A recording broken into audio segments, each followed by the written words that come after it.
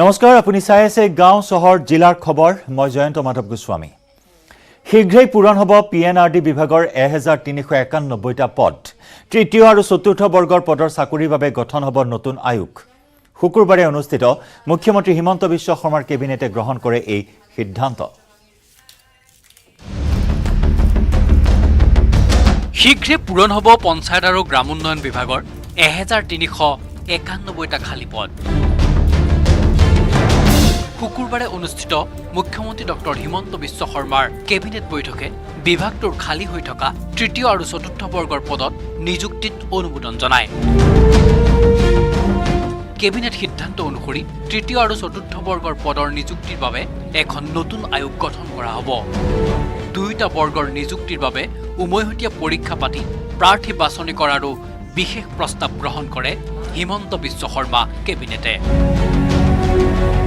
Third grade আৰু fourth গ্ৰেডৰ যিটো recruitment, state level recruitment commission আমি ঠিক কৰিবলৈ লৈছোঁ আৰু ইয়াৰ দ্বাৰা সকলোকে একেলগে ইয়াত বাছনি কৰা হ'ব। ধৰক APSCৰ নিচিনাই প্ৰায় হ'ব, APSC নহয়, তাতকৈ যেনেকৈ ষ্টাফ চিলেকশ্যন বৰ্ড বা এনেকুৱা আছে, ঠিক তেনেধৰণে এই ষ্টেট লেভেলত আমি থাৰ্ড গ্ৰেড আৰু ফ'ৰ্থ গ্ৰেডৰ ৰিক্ৰুইটমেণ্ট কৰিব পৰা যায়, এই ব্যৱস্থা কৰা হৈছে। এতিয়াৰে পৰা প্ৰাথমিক আৰু মাধ্যমিক খণ্ডৰ চৰকাৰী বিদ্যালয়ৰ কোনো শিক্ষকে 30 দিনৰ বেছি ছুটি ল'লে সেই স্থানত নিৰ্ধাৰিত সময়ৰ বাবে অতিথি শিক্ষক নিয়োগ কৰা হ'ব। একোটা শৈক্ষিক বৰ্ষৰ বাবে অতিথি শিক্ষকক নিযুক্তি দিয়া হ'ব। 30 দিনৰকৈ বেছি যদি কোনোবাই ছুটি লয়, তেতিয়াহ'লে হয়তো সেই ছুটিৰ বিপৰীতে ইয়াত তৎকালীনভাৱে গেষ্ট টিচাৰ সেই সময়খিনিৰ কাৰণে নিযুক্তি দিব পাৰিব। শুকুৰবাৰৰ কেবিনেট বৈঠকে অসম আন্দোলনৰ ভুক্তভোগী তথা পৰিয়াল কল্যাণৰ বাবে গঠিত ন্যাস সমিতিত নতুনকৈ দুগৰাকী আছুৰ প্ৰতিনিধি বৃদ্ধি কৰাৰো সিদ্ধান্ত গ্ৰহণ কৰে। আছাম একৰ্ডৰ এখন ট্ৰাষ্ট 10 ডিচেম্বৰ তাৰিখে মাননীয় মুখ্যমন্ত্ৰীয়ে ঘোষণা কৰিছিল, কিন্তু সদৌ অসম ছাত্ৰ সন্থাৰ তৰফৰ পৰা এজন সদস্য তাত অন্তৰ্ভুক্তি আছিল। আজি কেবিনেটে আৰু 2জন সদৌ অসম ছাত্ৰ সন্থাৰ সদস্য অন্তৰ্ভুক্তিৰে 3জন সদৌ অসম ছাত্ৰ সন্থাৰ তৰফৰ পৰা প্ৰতিনিধি তাত মেম্বাৰ হিচাপে থাকিব আৰু লগতে প্ৰতিটো বিত্তীয় বৰ্ষত 5 কোটিকৈ টকা এই ট্ৰাষ্টৰ কাৰণে আমাৰ বাজেট নিৰ্ধাৰিত হ'ব। শুকুৰবাৰৰ কেবিনেটে গ্ৰহণ কৰা অন্যান্য সিদ্ধান্তসমূহৰ ভিতৰত আছে সুলভ মূল্যৰ দোকানৰ অনুজ্ঞাপত্ৰৰ ম্যাদ 3 বছৰলৈ বৃদ্ধি, 2022 চনৰ ভিতৰত 4টাকৈ নতুন ফৰেনচিক লেবৰেটৰী স্থাপন, ফৰেনচিক লেবৰেটৰীত 14গৰাকী বিজ্ঞানী আৰু 11গৰাকী কনিষ্ঠ বিজ্ঞানীৰ সাময়িক নিযুক্তি, মহাপুৰুষ শ্ৰীমন্ত শংকৰদেৱ বিশ্ববিদ্যালয়ৰ সংশোধনী বিধেয়কত অনুমোদন, পঞ্চায়ত আৰু গ্ৰাম উন্নয়ন বিভাগৰ যুটীয়া সঞ্চালক আৰু উপ সঞ্চালক পদ দুটাক ক্ৰমে যুটীয়া আয়ুক্ত আৰু সহকাৰী আয়ুক্ত হিচাপে নামকৰণকে ধৰি কেবিনেট বৈঠকত বহুকেইটা গুৰুত্বপূৰ্ণ সিদ্ধান্ত গ্ৰহণ কৰা হয়। Bureau report, news 18 Assam north east.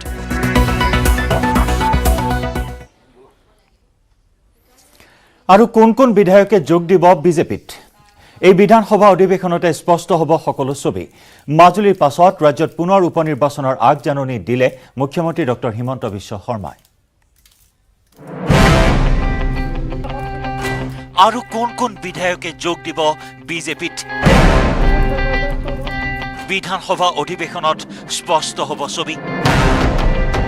মাজুলীৰ পাছত ৰাজ্যত পুনৰ উপ নিৰ্বাচনৰ আগজাননী দিলে মুখ্যমন্ত্ৰী ডক্টৰ হিমন্ত বিশ্ব শৰ্মাই। ভাৰত মাতা কি! মাজুলীতো বাই ইলেকশ্যন হ'ব, কিন্তু ইমিডিয়েটলি মই বাই ইলেকশ্যনৰ পক্ষপাতি নহয় আৰু, কিন্তু বাই ইলেকশ্যনৰ আগজাননীটো আপোনালোকে এই বিধানসভাৰ মাজতে দেখা পাব যে এইকেইজন ঠিক আছে। শনিবাৰে BTRত প্ৰমোদ বড়ো চৰকাৰৰ প্ৰথম বৰ্ষপূৰ্তিৰ অনুষ্ঠানত অংশ লৈ মুখ্যমন্ত্ৰীয়ে দিলে কেইবাটাও ভাল খবৰ। 2023 চনৰ 15 আগষ্টৰ ভিতৰত আৰম্ভ হ'ব কোকৰাঝাৰ মেডিকেল কলেজ। 3 বছৰৰ ভিতৰত বিশ্ববিদ্যালয়লৈ উন্নীত হ'ব কোকৰাঝাৰ চৰকাৰী মহাবিদ্যালয়। 2023 চনৰ 15 আগষ্টৰ ভিতৰত কোকৰাঝাৰ মেডিকেল কলেজ আমি আৰম্ভ কৰিম 3 বছৰৰ ভিতৰত কোকৰাঝাৰ কলেজক বিশ্ববিদ্যালয়লৈকে আমি উন্নত কৰিম 2 বছৰৰ ভিতৰত বড়োলেণ্ড ইউনিভাৰ্চিটিৰ এটা চেণ্টাৰ আমি ওদালগুৰিত আৰম্ভ কৰিম তৃতীয় আৰু চতুৰ্থ বৰ্গৰ চাকৰিৰ ক্ষেত্ৰত স্বতন্ত্ৰতা প্ৰদান কৰি BTR চুক্তিৰ কাৰ্যকৰীকৰণ প্ৰক্ৰিয়া ক্ষিপ্ৰতৰ হ'ব বুলি মন্তব্য কৰে মুখ্যমন্ত্ৰীগৰাকীয়ে BTR অঞ্চলত থকা তৃতীয় আৰু চতুৰ্থ বৰ্গৰ পদবিলাক BTR কৰ্তৃপক্ষই পূৰণ কৰিব তাত অসম চৰকাৰৰ কোনো এখতিয়াৰ নাই MOUতে লিখা আছে ক্লজতে লিখি আছে যে third grade fourth grade BTR দিব মইতো কওঁ ছেকেণ্ড গ্ৰেডখিনিও BTR দিব লাগে মানে ক্লাছ 2 গেজেটেড পোষ্টখিনিও BTR নিজে দিলেই ভাল BTR সচিবালয়ৰ পথাৰত উদযাপিত বৰ্ষপূৰ্তিৰ অনুষ্ঠানত মুখ্য অতিথি হিচাপে মুখ্যমন্ত্ৰী ডক্টৰ হিমন্ত বিশ্ব শৰ্মা আৰু ভাৰতৰ ৰাজ্যিক ৰেলৱে আৰু সংস্থাতাত বিভাগৰ মন্ত্ৰী দৰ্শনা জাৰদোছে অংশগ্ৰহণ কৰাৰ লগতে উপস্থিত থাকে মন্ত্ৰী অশোক সিংঘল কেশৱ মহন্ত UG ব্ৰহ্ম আৰু কাৰ্বি আংলং স্বায়ত্তশাসিত পৰিষদৰ মুখ্য কাৰ্যবাহী সদস্য তুলিৰাম ৰংহাং কোকৰাঝাৰৰ পৰা সুৰজ বসুমতাৰীৰ report news 18 Assam north east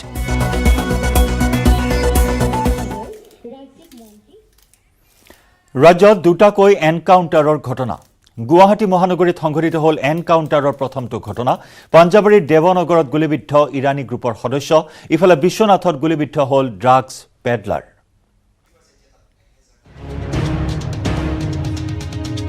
গুৱাহাটীত আৰক্ষীৰ এনকাউণ্টাৰ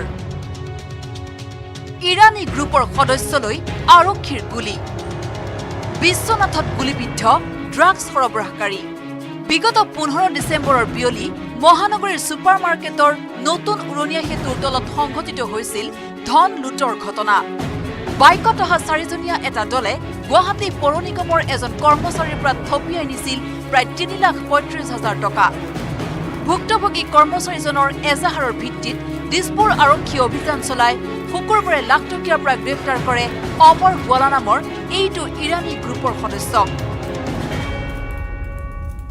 আমাৰ এই সুপাৰমাৰ্কেট এৰিয়াত স্নেচিং কেছ এটা হৈছিল 3,35,000 টকা আনি পেলাই বেংকত জমা কৰিবৰ কাৰণে দুজন ব্যক্তিয়ে বাইক লৈ ওলাই গৈছিল তাতেই তেওঁলোকে এই নতুনকৈ কনষ্ট্ৰাকশ্যন কৰা ফ্লাইঅভাৰখনৰ তলত টাৰ্ণ লওঁতেই মানে দুখন বাইক আহি 4জন অচিনাকি ব্যক্তি আহি তেওঁলোকৰ পৰা এই পইচাখিনি কাঢ়ি লৈছিল যেতিয়া আমি তেওঁলোকক কৰায়ত্ব কৰিব চেষ্টা কৰিলোঁ এজন ব্যক্তি আমাৰ হাতত পৰিল তেওঁৰ নাম আছিল অমৰ গোৱালা গ্ৰেপ্তাৰ হোৱা অমৰ গোৱালাৰ ভাষ্যৰ স্বীকাৰোক্তিৰ ভিত্তিত আন 3 সদস্যৰ সন্ধানত শুকুৰবাৰে নিশা পাঞ্জাবাৰীৰ দেৱনগৰত অভিযান চলাব গৈছিল আৰক্ষী কিন্তু আন্ধাৰৰ সুযোগ লৈ অমৰ গোৱালাই পলাবলৈ লওঁতেই গুলী চলাবলৈ বাধ্য হয় আৰক্ষী প্ৰথমতে তেওঁ আমাক এটা ডাইৰেকশ্যনে নিলে নি পেলাই অলপ দূৰ গৈ ক'লে যে এইটো ডাইৰেকশ্যন ভুল হৈছে আন্ধাৰৰ সুযোগ লৈ আমাৰ যিজন অন ডিউটি কনষ্টেবল আছিল তেওঁৰ হাতত হেণ্ডকাফো আছিল তেওঁক ধাক্কা মাৰি পেলাই থৈ পেলাই লগতে যিজন আয়ো আছিল তেখেতকো জখম কৰি তেওঁ পলাব চেষ্টা কৰিলে তেখেতক ভাৰ্বেলি ৱাৰ্ণিং কৰা হৈছিল বহুতবাৰ ৰখাব চেষ্টা কৰা হ'ল কিন্তু তেওঁ নৰখিল তাৰপিছত আমি বাধ্যতামূলকভাৱে তেখেতৰ আঁঠুত গুলি একদম ফায়াৰ কৰিবলগীয়া হ'ল ইফালে বিশ্বনাথ চাৰিআলিত পুনৰ ঘটিল এনকাউণ্টাৰৰ ঘটনা গুলীবিদ্ধ ফকিৰ আলী নামৰ ড্ৰাগছ সৰবৰাহকাৰী ফকিৰক লগত লৈ ড্ৰাগছৰ ঘাটিত অভিযান চলাবলৈ যাওঁতেই গুলীচালনা কৰে আৰক্ষীয়ে ভৰিত গুলী লাগিছে ড্ৰাগছ সৰবৰাহকাৰীটোৰ শুকুৰবাৰে বিয়লি বিশ্বনাথ চাৰিআলিৰ STCৰ বাছ আস্থানৰ পৰা ড্ৰাগছ আৰু নগদ ধনসহ আৰক্ষীয়ে ফকিৰ আলীসহ গ্ৰেপ্তাৰ কৰিছিল 2 ড্ৰাগছ সৰবৰাহকাৰীক গুৱাহাটীৰ পৰা ভাস্কৰ জ্যোতি হাজৰিকা আৰু বিশ্বনাথৰ পৰা তুষাৰ জ্যোতি হাজৰিকাৰ report news 18 Assam north east Dhubri জিলাৰ তামাৰহাটত বন্যহস্তীৰ আতংক হাতীৰ আক্ৰমণত গুৰুতৰভাৱে আহত হ'ল এজন যুৱক আহত যুৱকজনক ভৰ্তি কৰোৱা হয় চিকিৎসালয়ত আৰু হাতীয়ে যুৱকজনক আক্ৰমণ কৰাৰ শিহৰণকাৰী দৃশ্য বন্দী হ'ল কেমেৰাত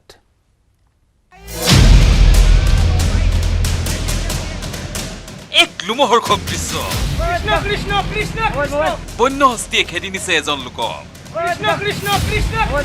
আগে আগে উধা দুখাই প্ৰাণপণে দৌৰিছে এইজন ব্যক্তি পিছে পিছে এটা বন্যহস্তী আৰু হঠাৎ ব্যক্তিজন উজুতি খাই বাগৰি পৰিল খাৱৈৰ দাঁতিত আৰু তাৰ পিছতেই উন্মত্ত বন্য হস্তীটোৰ আক্ৰমণ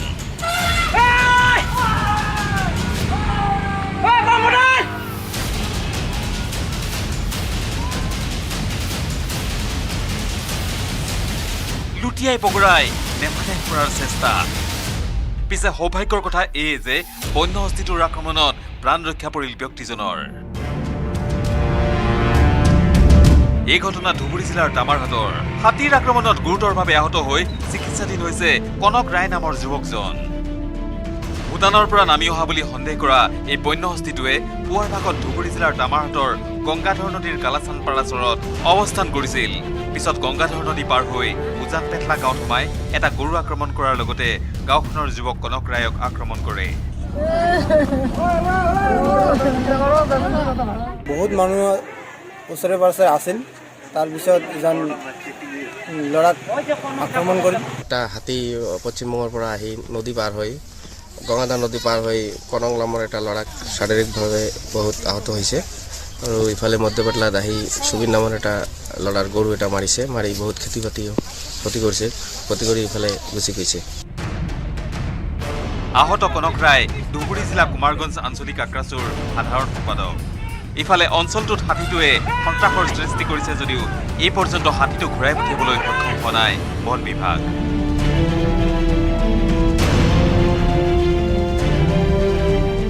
দামাৰহাটৰ পৰা শহীদুল হক নিউজ 18 অসম নৰ্থ ইষ্ট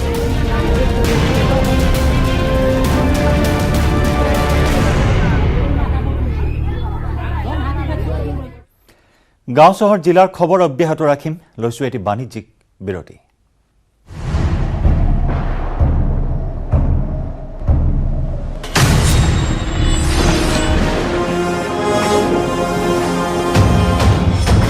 এতিয়া বিশ্বই জানে ষ্ট্ৰং মানে মাইথান ষ্টীল নিৰ্মাণৰ মানদণ্ড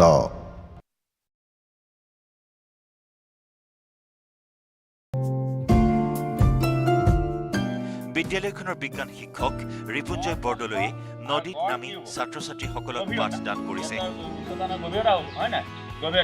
সেই তিনিটা পূৰণ কৰিলে আমি গম পাম এইটুকুৰ জেগাই দি কিমান পানী গৈছে আমি প্ৰথমতে গম পাম যিহেতু আমি ফিটাডাল আমাৰ মিটাৰত পাম 3টা মিটাৰ দীঘৰ মিটাৰ প্ৰস্থৰ মিটাৰ মনে শুনিবা আৰু গভীৰতা বিদ্যালয়ৰ কাষতে থকা মৰনৈত নামি বুজাইছে কিদৰে নদী বান্ধৰ পৰা বিদ্যুৎ উৎপাদন কৰা হয় কিন্তু আমি এই অংকটো কৰিলে গম পাই যাম যে এই যে সীমা ঠিক কৰা 4টা খুঁটিৰ মাজত থকা পানীখিনি কিমান লিটাৰ পানী আছে বুলি ক'ব পাৰি ছাত্ৰ ছাত্ৰীসকলেও পানীত নামি নদীৰ গভীৰতা আৰু আয়তন জুখি হিচাপ উলিয়াইছে কিমান পানী পাৰ হৈ যাব পাৰে আৰু কিমান গতি শক্তিৰ সৃষ্টি হ'ব আমি উলিয়াবলৈ গৈ আছে কি গতি শক্তি ঠিক তেনেদৰে শব্দৰ বিষয়ে পাঠদান কৰিবলৈ ছাত্ৰ ছাত্ৰীসকলক লৈ গৈছে পথাৰলৈ ধানৰ নৰাৰে পেঁপা বজাই শব্দৰ বিষয়ে দিয়া হৈছে জ্ঞান ইয়াৰ উপৰিও হাত দুখন মোহাৰি ব্যতিক্ৰমীভাৱে বুজোৱা হৈছে বিজ্ঞানৰ ঘৰ্ষণ অধ্যায় সকলোৱে হাত দুখন এনেকৈ ঘঁহক লাহে লাহে গৈ আছে স্পীড হৈ আছে লাহে লাহে বাঢ়ি আছে পুৰা জোৰছে ঘঁহক এতিয়া কিমান পাৰে ঘঁহি যাওক ঘঁহিছা একদম গৰম গাল চাল গৰম হৈ যাব পুৰা ঘঁহি কাণত লগাই দিয়া কেনেকুৱা লাগিছে এইখন হাত আৰু এইখন হাত ঘঁহনি খালে কি হয় গৰম হয়নে আচ্ছা এই যে ঘঁহনি খালে এই ঘঁহনিটো খোৱাটোকে কি বুলি কোৱা হয় ঘৰখন ভেৰি গুড আমাৰ কিতাপত ঘৰখনৰ বিষয়ে এই ঘৰখনৰ চৰিত্ৰবিলাক আমি কেনেকৈ গম পাম যদি মই ইয়াত মিঠাতেল অকণমান দি দিওঁ এয়া মাথো উদাহৰণহে বিদ্যালয়খনত এনেদৰেই ব্যতিক্ৰমীভাৱে শিক্ষাদান কৰা হয় ছাত্ৰ ছাত্ৰীসকলক আচলতে বিজ্ঞান শিক্ষাক জনপ্ৰিয় কৰাৰ উদ্দেশ্যে ব্যতিক্ৰমীভাৱে পাঠদান কৰা হয় এই বিদ্যালয়খনত ভালকৈ মন চাবা তোমালোকে চাবাইটো হ'ল নহয় এটা চাইডে খোলা আছে এটা চাইডে বন্ধ আছে শব্দৰ সৃষ্টি কেনেকৈ দেখুৱাই চোৱা দিয়া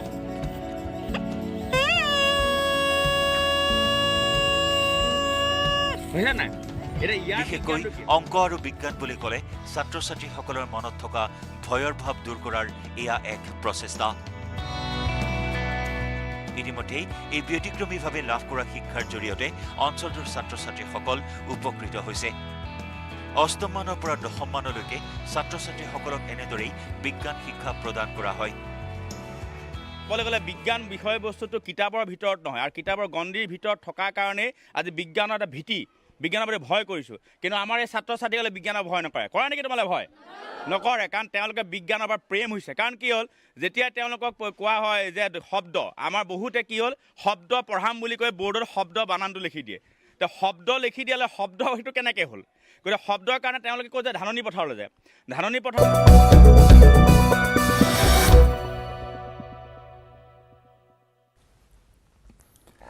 চিকিৎসকৰ মাজত সংঘাত, বিতৰ্কিত হোজাইৰ star health care hospital and research centre. চিকিৎসাৰ নামত ৰোগীৰ পৰা অধিক হাৰত ধন লোৱাৰ অভিযোগ উত্থাপন কৰা তাৰ পিছতে হস্পিটেল কৰ্তৃপক্ষৰ বিৰুদ্ধে গৰজি উঠিল উত্তেজিত লোক।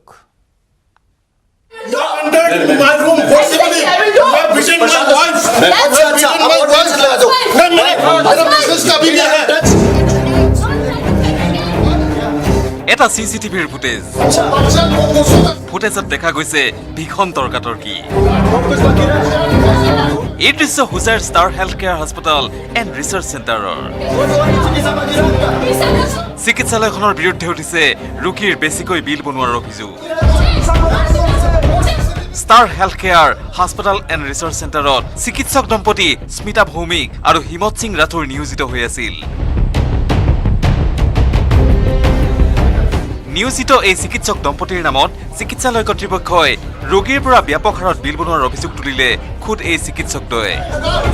চিকিৎসকৰ নামত চিকিৎসালয় কৰ্তৃপক্ষই বেছিকৈ বিল বনোৱাৰ বাবে বিৰোধিতা কৰিবলৈ আগবাঢ়ি আহিল খুদ এই চিকিৎসক দম্পতি। আৰু তাৰ পিছতেই হাস্পতালৰ ভিতৰত লাগিল দুৰ্বাদল কাজিয়া। চিচিটিভি কেমেৰাত বন্দী হোৱা এই কাজিয়াৰ আঁৰৰ কাৰণ ব্যাখ্যা কৰিলে চিকিৎসক দম্পতিয়ে। পৰহি মই এটা পেচেণ্টক এডমিট কৰিছোঁ। এডমিট কৰাৰ পিছতে পেচেণ্টটোৰ গল ব্লাডাৰ ষ্টোন ওলাইছে। গল ব্লাডাৰ ষ্টোন যেতিয়া ওলাইছে, মই কৈছোঁ তুমি ৰিচেপশ্যনত সোধা আমাৰ ইয়াতে হস্পিটেলত অপাৰেশ্যন কৰিলে কিমান পইচা খৰচ হ'ব। ময়ো জানো মেম ইয়াতে 45,000 পৰা 50,000 বিল হ'ব। ৰিচেপশ্যনত মোক একেখিনি কথা কৈছে। এইটো ডক্টৰ সুমিত দাসৰ হস্পিটেল, সি যি বন যায় সি তাকে বিল বনাব। সেইকাৰণে তুমি য'ত বিচাৰা তাতে গুচি যোৱা। তুমি গুৱাহাটী মেডিকেল কলেজ যোৱা। তাৰপিছত সি খবৰ ল'লে যে নাই মেম, গেট হস্পিটেলত মোৰ 25,000 টকাত মোৰ অপাৰেশ্যন হৈ যাব। মই ক'লো ঠিক আছে, 25,000 টকাত যদি অপাৰেশ্যন হয় মই কি দালাল নেকি? সেই কথা লৈ সুমিত দাসৰ ইগত লাগি গ'ল। ৰাতি 11টা বজাত মোক মেছেজ কৰিছে, আজিৰ পৰা এতিয়াৰ পৰাই মোৰ হস্পিটেলৰ পৰা ওলাই যাবা।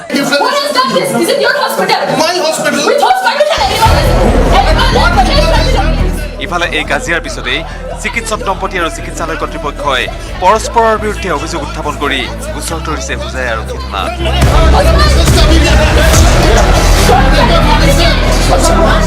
হোজাইৰ পৰা Pranab Sharma, news 18 Assam north east.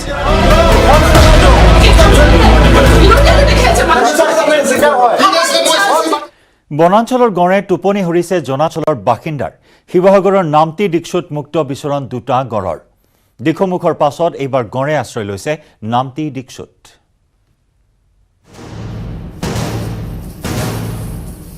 শিৱসাগৰৰ দিখমুখৰ পাছত এইবাৰ দুটা গড়ে টোপনি হৰিছে নামতি দিক্ষুবাসীৰ লগতে শিৱসাগৰৰ বন বিভাগৰ। কাজিৰঙাৰ পৰা মাজুলী হৈ 9 ডিচেম্বৰত শিৱসাগৰৰ দিখমুখৰ তেলীয়া ডঙাত প্ৰৱেশ কৰিছিল গড় দুটাই। সেই গড় দুটাই বৰ্তমান অৱস্থান কৰিছেহি শিৱসাগৰৰ নামতি দিক্ষু খনিকৰত। শনিবাৰে কাহিলী পুৱাতে স্থানীয় ৰাইজে প্ৰত্যক্ষ কৰে গড় দুটা।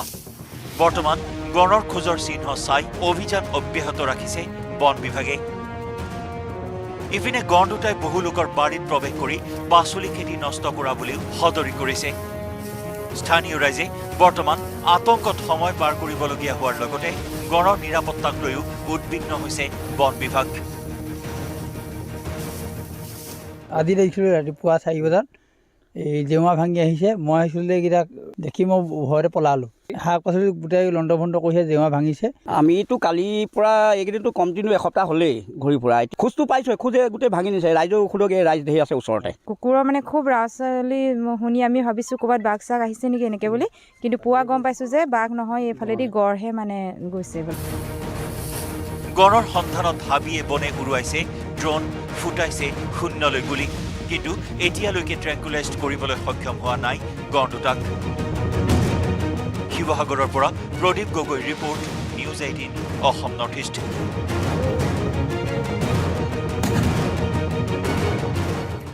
নগাঁৱৰ সুদখোৰ ইৰাণ উৰফে ইমৰানৰ গ্ৰেপ্তাৰৰ পাছতে আৰু বহু সুদ মাফিয়াৰ কলংকিত অধ্যায় পোহৰলৈ আহিছে সুদ পৰিশোধ কৰিব নোৱাৰি নিজৰ ঘৰ বাৰী হেৰুৱাই আত্মহত্যা কৰা বহু দুৰ্ভগীয়া লোকৰ কাহিনীও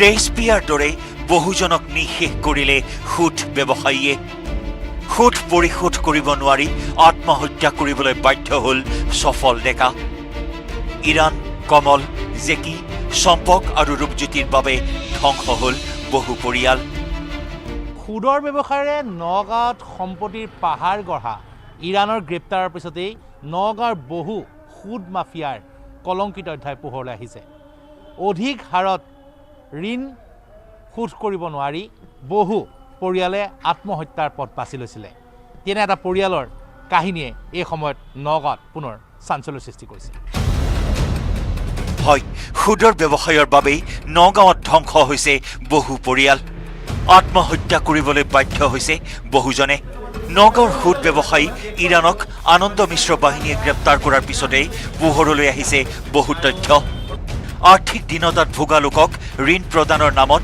অধিক হাৰত সুদ আদায় কৰি বহু পৰিয়ালক সৰ্বস্বান্ত কৰা ইৰাণৰ দৰে বহু মাফিয়াৰ কলংকিত অধ্যায় পোহৰলৈ আহিছে এই পৰিয়ালটোলৈ মন কৰক এখেত নগাঁৱৰ পৰ্যটন নিগমৰ কৰ্মচাৰী ৰাজেন মহন্ত বিগত 22 মাৰ্চত তেওঁৰ একমাত্ৰ পুত্ৰই ঋণ পৰিশোধ কৰিব নোৱাৰি আত্মহত্যাৰ পথ বাছি লৈছিল শৰীৰ চৰ্চাৰ নামত সুদৰ ব্যৱসায় চলোৱা নগাঁৱৰ মাফিয়া কমল চেত্ৰীৰ পৰা মাত্ৰ 1 লাখ টকা সুদত লৈ তেওঁৰ পুত্ৰই পৰিশোধ কৰিবলগীয়া হৈছিল 38 লাখ টকা বিনিময়ত হেৰুৱাইছিল নিজৰ ঘৰ মাটি তাৰ পিছতো টেস্পিয়াৰ দৰে কমল চেত্ৰী ৰূপজ্যোতি কাশ্যপ সম্পক শইকীয়া আৰু জেকি শৰ্মা নামৰ কেইটামান খুদখুৰৰ নিৰ্যাতন সহিব নোৱাৰি যোৱা 22 মাৰ্চত আত্মহত্যা কৰিবলৈ বাধ্য হৈছিল বিজিত মহন্তই মৃত্যুৰ পূৰ্বে বিজিতে তেওঁৰ আত্মহত্যাৰ কাৰণ সন্দৰ্ভত সকলো স্বীকাৰোক্তি সন্নিৱিষ্ট কৰি লিখি থৈ গৈছিল ছুইচাইড নোট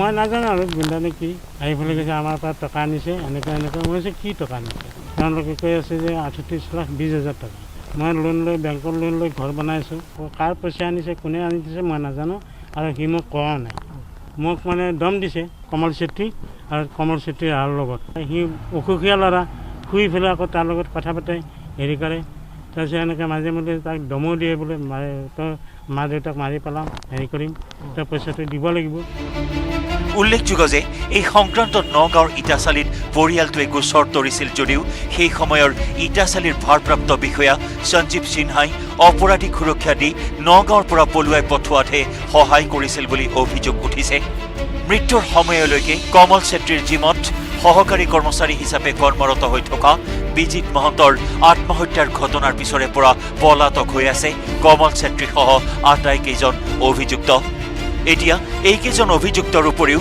অপৰাধীক সুৰক্ষা দিয়াৰ অভিযোগত অভিযুক্ত আৰক্ষী বিষয়া সঞ্জীৱ সিনহাৰ বিৰুদ্ধে নগাঁও আৰক্ষী অধীক্ষক আনন্দ মিশ্ৰই কি ব্যৱস্থা গ্ৰহণ কৰে সেয়া হ'ব লক্ষণীয় নগাঁৱৰ পৰা নীলোৎপল বৰাৰ report news 18 Assam north east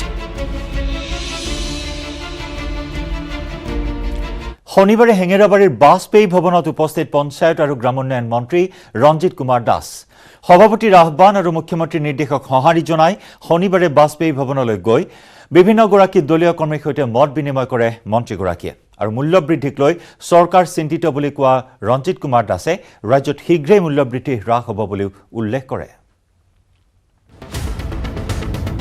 হেঙেৰাবাৰীৰ Vajpayee ভৱনত মন্ত্ৰী ৰঞ্জিত কুমাৰ দাস মুখ্যমন্ত্ৰী ডক্টৰ হিমন্ত বিশ্ব শৰ্মাৰ নিৰ্দেশ আৰু সভাপতি ভৱেশ কলিতাৰ আহ্বানৰ প্ৰতি সঁহাৰি জনাই শনিবাৰে পুৱাই হেঙেৰাবাৰীৰ বিজেপিৰ ৰাজ্যিক কাৰ্যালয়ত উপস্থিত হয় পঞ্চায়ত আৰু গ্ৰামোন্নয়ন খাদ্য আৰু অসামৰিক আৰু জনস্বাস্থ্য কাৰিকৰী বিভাগৰ দায়িত্বত থকা মন্ত্ৰী ৰঞ্জিত কুমাৰ দাস উল্লেখযোগ্য যে বিজেপিৰ মন্ত্ৰীসকলক মাহেকত এবাৰকৈ বাজপেয়ী ভৱনলৈ যাবলৈ পৰামৰ্শ দিছিল সভাপতি ভৱেশ কলিতাই আমাৰ মন্ত্ৰী হওক বা মুখ্যমন্ত্ৰী হওক বা প্ৰধানমন্ত্ৰী হওক আমি সকলোৱে কাৰ্যকৰ্তা, কাৰণ আমি ভাৰতীয় জনতা পাৰ্টিৰ সদস্য।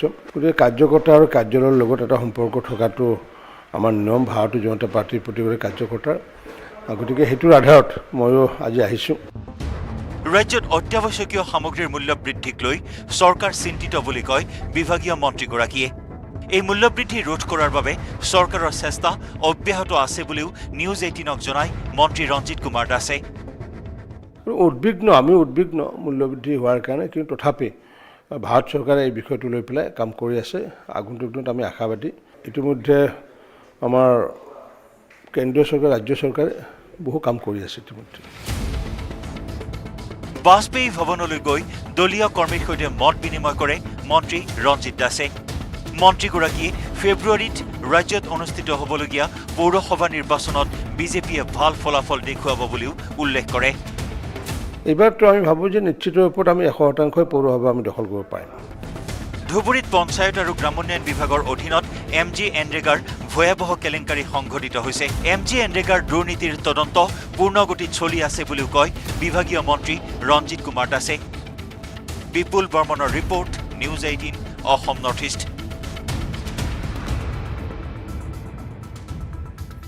গাঁও চহৰ জিলাৰ খবৰত লৈছো আন এটি বাণিজ্যিক বিৰতি।